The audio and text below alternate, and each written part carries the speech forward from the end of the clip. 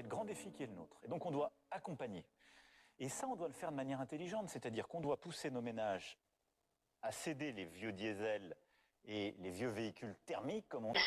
En mars, chez Citroën, profitez sur C2 et C3 HDI d'une prime environnement de 500 € plus 800 € de prime HDI, soit 1000.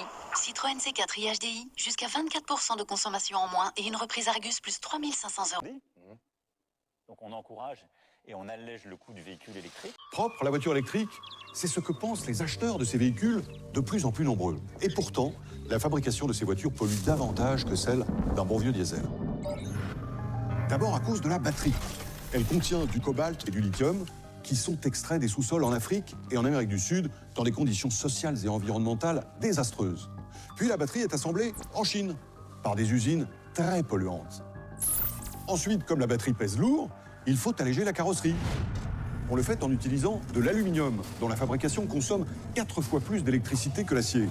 Encore de la pollution supplémentaire.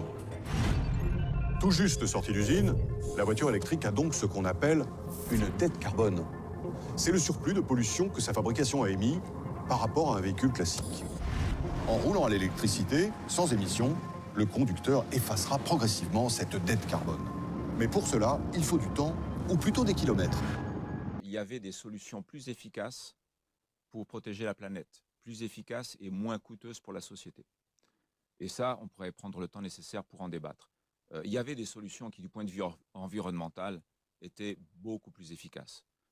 Moins coûteuses pour le consommateur, moins coûteuses pour les finances de l'État.